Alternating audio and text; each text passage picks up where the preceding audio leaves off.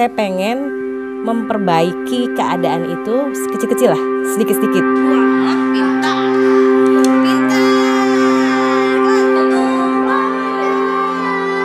Ibu tuh gimana ya, cerdas, pintar. Dari dulu sekolahnya selalu sekolah unggulan.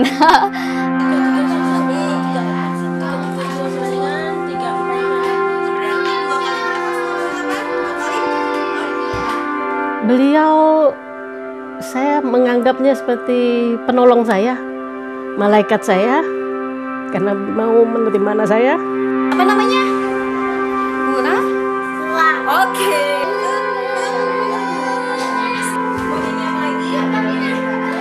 Dua kali dua? Terus dan udah.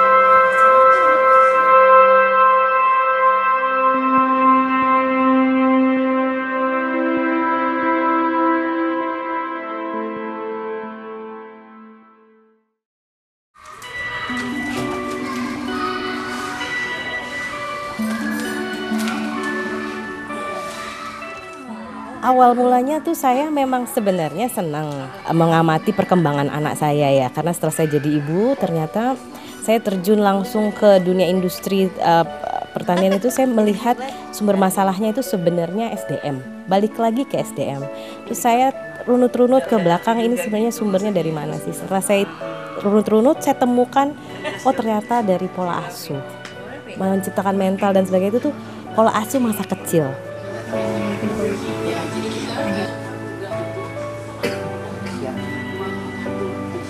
Sedikit, tapi saya mau mulainya dari yang pure, masih anak-anak usia dini itu tadi. Kita mau mulai dari situ. Banyak blank spot orang tua yang terjadi di situ. Sebenarnya anaknya bisa optimal tumbuh, tapi karena kurangnya wawasan dan sebagainya, jadinya akhirnya nggak pas tumbuh kembangnya. Sampailah dia dewasa nanti ketika harus masuk ke dunia industri bermasalah di teamwork. Akhirnya saya memutuskan untuk bermain di dunia anak-anak. Saya buka, mulainya dari mana? Early literacy. Saya melihat early literacy itu adalah program yang membangun karakter anak-anak. Dia jadi mandiri, dia ekspresif, dia bisa berempati dan sebagainya, itu dari early literacy. Saya buka itu sekolah bahasa, maksudnya untuk membangun karakter anak-anak, membantu orang tua untuk membangun karakter anak-anak. Ini robot. Wah, ini buat apa tuh?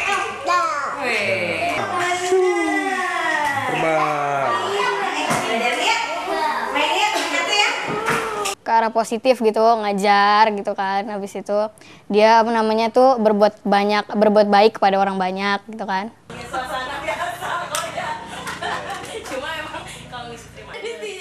Dalam perjalanan ternyata banyak orang tua yang datang ke saya.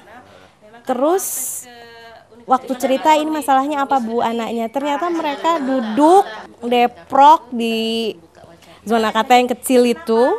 Satu persatu mereka curhat, nangis ya, karena kok anak saya begini ya Bu. Jadi masalah itu keluar semua. Ternyata dalam perkembangannya mereka menceritakan banyak sekali anak-anak mereka ini yang tertolak untuk sekolah di sekolah umum. Ada, tadi diterusin. Jadi dewasa loh. Anak-anak tuh enggak. Jadi anak-anak tuh makanya saya lihat anak-anak. Yang paling efektif itu sebenarnya orang tuanya harus bersinergi sama saya supaya cepat perkembangan anak-anak ini. Nah, saya memulai dari meyakinkan sama orang tua, ini kondisi anak ini harus diterima dulu. Apapun kondisinya, kita mulai dari nol. Kita lihat anak-anak ini apa adanya. Mereka tuh apa butuhnya gitu. Oh ternyata saya ketemu anak ini ternyata tidak ada masalah dengan kognisi, tidak ada masalah dengan motorik dan sebagainya. Dia hanya bermasalah misalnya di perkembangan bahasa. Ada yang hanya bermasalah dia tidak ada kontekstualisasi bahasa. Ada yang masalahnya cuma kurang stimulasi, kurang berinteraksi sosial, macam-macam. Kenapa mereka nggak betah di luar zona kata misalnya ya? Ya karena nggak dipahami. anak-anak itu kan dalam fase harus dipahami. Mereka kan mau eksplorasi. Kalau orang dewasanya tidak mau memahami, siapa lagi yang harus memahami mereka? Orang tuanya juga kurang paham misalnya. Nah, orang tuanya didampingi supaya paham. Gini loh Ma maksudnya. Nah itu. Kenapa kita zona kata ini, saya di zona kata ini bisa melihat lebih jelas. Karena saya tidak larut dalam emosi. Nah, kalau orang tua kan ada ekspektasi, ada merasa sedih, ada merasa kecewa, ada ekspektasi tertentu pada anak. Nah ya, itu kan campur aduk orang tua. Jadi kejernihan melihat sesuatu juga otomatis berkurang. Kalau saya kan bisa melihat dari sisi luar, oh ini anaknya, dengan empati ya kita bisa melihat lebih jernih lah permasalahan yang ada.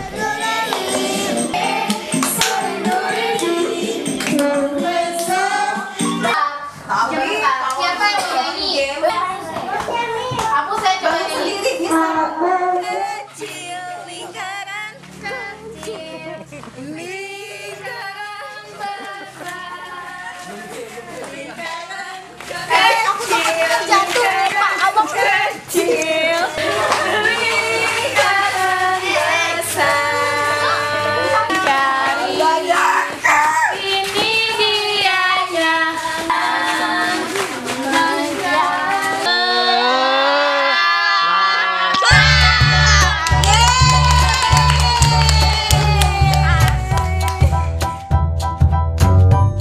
Terutama yang betul-betul menginspirasi saya tumbuh kembang anak-anak saya itu. Andaikan semua anak bisa seceria Yofi dan Zeno, dunia tuh akan wah indahnya gitu ya. Artinya anak-anak nggak ada yang stres, mereka mampu memecahkan masalahnya, walaupun dalam keterbatasannya dia bisa cepat adaptasi sama favorable, unfavorable conditionnya itu mereka bisa cepat adaptasi. Nah, andaikan semua anak begitu, pasti nanti besarnya mereka jadi tangguh. Nah, kalau mereka sudah tangguh, mereka bisa menghargai orang lain. Wah, enak sekali kolaborasi. Pasti penuh kedamaian ya. Ah, cita-cita saya itu sebenarnya itu.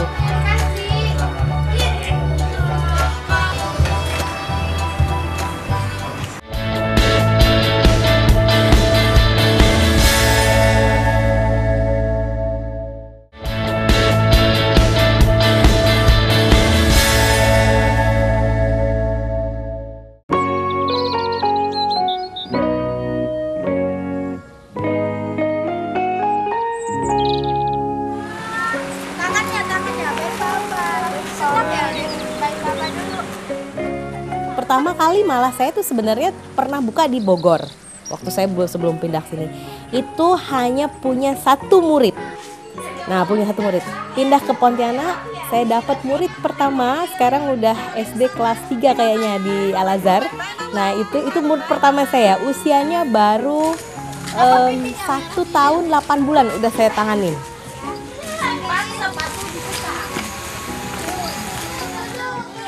Nah, akhirnya mulai banyak, 20 anak. Nah, mulailah setelah 20 anak ini berkembang karena anak dari mulut ke mulut aja. Orang tua itu bicara kalau misalnya anak-anak suka tantrum dan sebagainya karena gadget tadi sebenarnya tuh karena gadget. Akhirnya coba ke zona kata gitu. Akhirnya kita terimalah. Jadi akhirnya berkembang dia. Nah, sampai sekarang akhirnya karena dari sekolah bahasa tadi, anak-anak ini jadi gini, mama-mamanya juga gini, Miss buka SD dong gitu. Anak kita udah mau SD, sekolahnya di mana gitu. Terus saya mikir SD ribet gitu ya, gimana persyaratannya dan sebagainya. Nah, tapi setelah saya konsultasi sama dinas dan sebagainya, ya sudah akhirnya saya disarankan arahnya PKBM aja.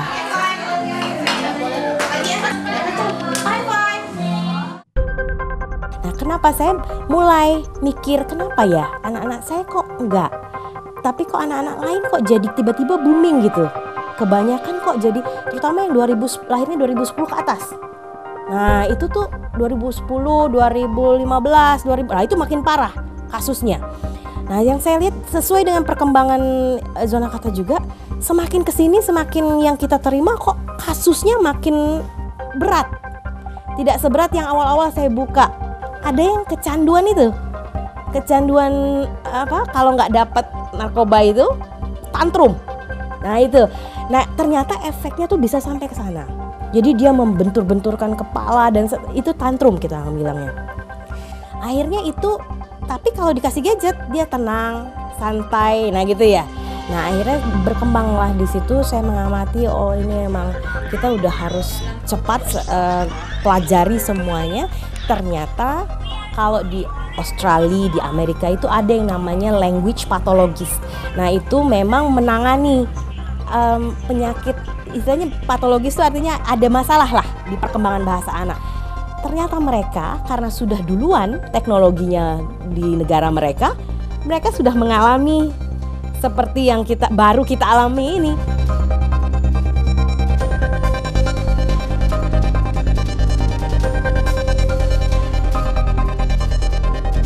Saya pikir ini harus cepat dicegah.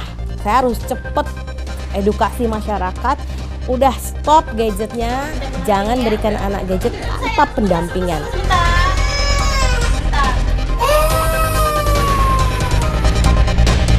Ketika anak-anak saya terjun langsung di sekolah-sekolah formal, kebetulan anak saya bukan anak reguler, tapi anak-anak gifted termasuknya. Kita sebutnya cerdas istimewa, berbakat istimewa, karena IQ-nya very superior. Nah di situ saya melihat ada kesulitan buat anak-anak saya belajar di sistem reguler. Akhirnya saya membuatkan sendiri perlakuan, bagaimana caranya supaya mereka bisa beradaptasi dengan normativitas, regularitas di sekolah. Pulang-pulang ngomel karena terlalu bosen mereka belajar di sekolah yang reguler. Nah akhirnya kita bantu secara sosial emosi bahwa kalian harus mampu beradaptasi, menghargai orang lain. Saya ketemu kuncinya di sosial emosi, manajemen. Akhirnya saya menerima murid-murid itu reguler juga awalnya, dan kemudian saya menerima murid-murid yang membutuhkan pelayanan khusus. Nah, antara lain karena speech delay, ada gangguan masalah bahasa. Ketika saya gabungkan mereka, ternyata yang saya temukan adalah saya dengan gampang mengajarkan anak-anak reguler berempati kepada anak-anak yang punya kebutuhan khusus. Dan anak-anak kebutuhan khusus lebih mudah untuk belajar regularitas ketika mereka bergabung dengan anak-anak reguler ini tadi. Hitam. Ya, hitam. Tahu apa warnanya?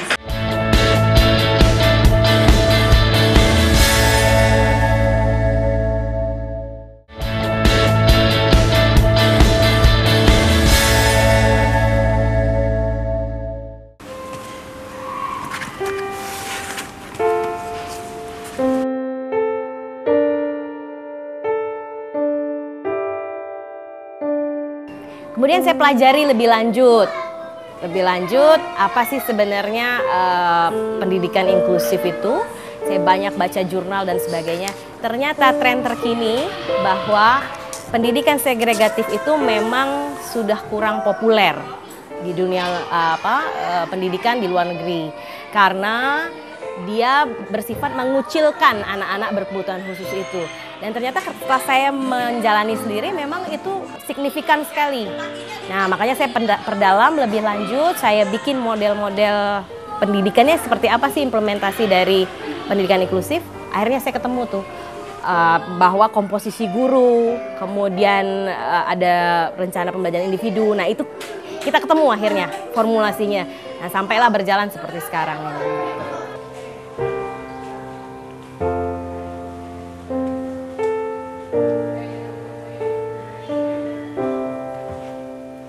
Kemudian saya ambil dari expert, pendapat-pendapat expert, penelitian-penelitian mereka di luar negeri bahwa ada di mereka khusus, kemudian mereka bergabung lagi, waktunya itu nggak pernah jelas. Jadi dari itu saya cuma dapat wawasan aja, tapi bentuk fixnya itu seperti apa sebenarnya, gurunya harus bagaimana, saya nggak pernah dapat dari akhirnya saya menemukan kita trial error. Pertamanya itu kita coba gabung banyak, gurunya bergabung jadi satu, ternyata nggak efektif juga. Nah akhirnya kita ketemu komposisi, kita atur komposisi guru sama murid, ternyata efektif. Nah akhirnya kita menemukan oke, kemampuan guru itu menangani itu jika terjadi komposisi yang ideal, satu guru berbanding 5 siswa. 5 siswa ini adalah 2 reguler, 2 ABK, dan 1 lagi ini yang tengah-tengah nih. Tidak juga ABK, tidak juga reguler, tapi dia bisa arahnya larinya kemana ini. Kita menemukan misalnya dia kesulitan belajar. Kesulitan belajar misalnya apa? Struggle reader, dia sulit membaca. Tapi ketika kesulitan membacanya sudah terantisipasi, artinya kan dia jadi anak reguler. Nah, ini kita ambil komposisi ini. Akhirnya nanti reguler dia 3. Nah, anak-anak seperti ini kita kumpulkan jadi satu guru menangani 5 anak ini, dibantu nanti oleh saya sebagai psikolinguis. Saya membuatkan rancangan pembelajaran individu secara global nantinya. Ini begini cara ngajarin anak ABK-nya, begini ngajarin anak regulernya. Akhirnya ketemu kita, guru merasa nyaman. Hari ini Amel belajar apa? Tabungan saya itu sempat terkuras habis lah untuk memulai ini ya, karena kan kita harus guru-guru harus dibayar layak. Tidak banyak, tapi mereka punya lah bisa untuk nabung ya, bisa untuk senang-senang juga ya. Nah, jadi bisa untuk operasional mereka hari-hari. Nah, tapi dari situ akhirnya kita setel berapa sih sebenarnya supaya saya nggak tekor terus gitu. Nah, akhirnya kita ketemulah nominal tertentu, nominal minimal yang harus kita punya berapa. Nah, akhirnya kita mainlah di segmen pasar itu gitu. Tapi memang untuk segmen pasar di bawahnya selama ini kita jadi subsidi, kita ada program sosialnya lah gitu, tapi tak bisa banyak karena memang satu tenaga juga keterbatasan tenaga ya, juga keterbatasan dana juga. Ini rumah main lah. Jadi kalau orang-orang dengar sekolah inklusif, oh sekolahnya ABK ya, nah itu yang salah. Itu udah salah kaprah sekali dan itu sudah sangat memasyarakat di kita gitu, bahwa sekolah inklusif adalah sekolah ABK. Nah itu yang mau kita sosialisasikan lagi, saya lah terutama ya, saya terus mau mengedukasi masyarakat berbeda, karena yang SLB itu segregatif, yang ini inklusif gitu.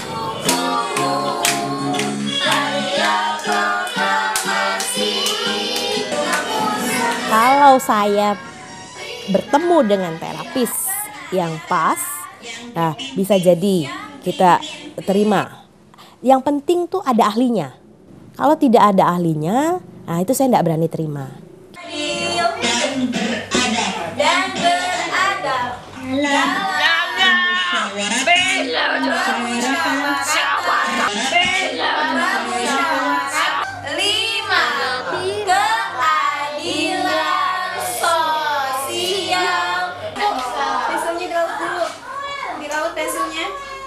Dia hanya tahu ibu, bapak, kalau yang lain juga nggak tahu.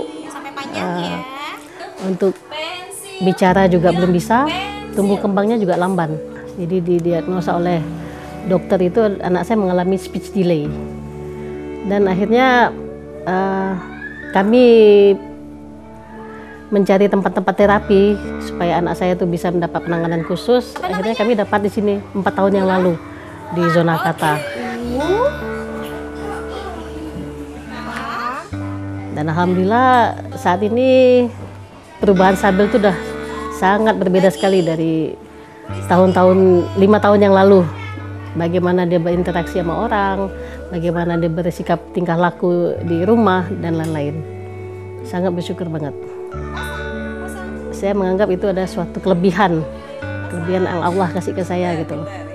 Jadi ya sekarang saya nggak merasa malu tuh untuk anak saya yang mungkin tingkah lakunya berbeda dengan anak-anak umum yang lainnya gitu. Aduh, pasang kancing. Pasang kancing. Lihat. Dilihat. Fokus.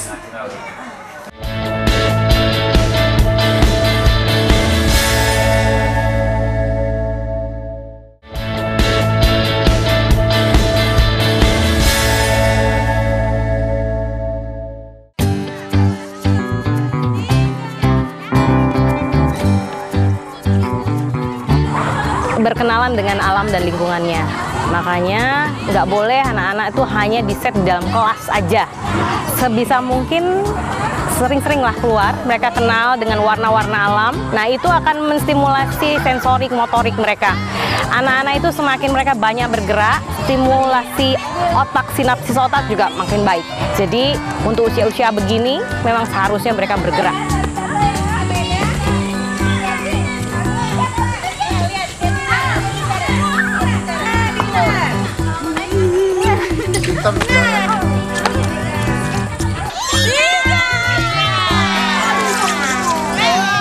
Itu semua, jadi sensori, itu kan sensori, auditori, visual. Nah, itu kan bisik-bisik itu untuk melatih mereka untuk mendengar.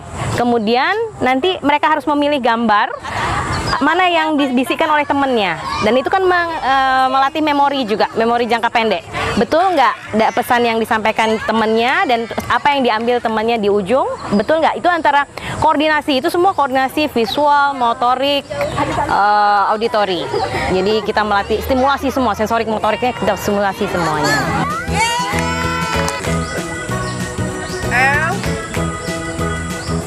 Siki Alia, Siki Alia, cari sana. Oke, Alia, oke. Ayo sambil cari. Yang mana buahnya? Di mana?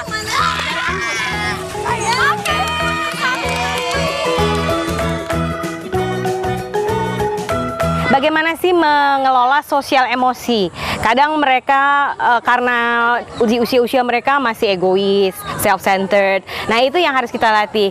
Bahwa dengan bermain bersama ini, dia harus melatih kebersamaan. Ada antri, berbagi, dan itu yang kita latih.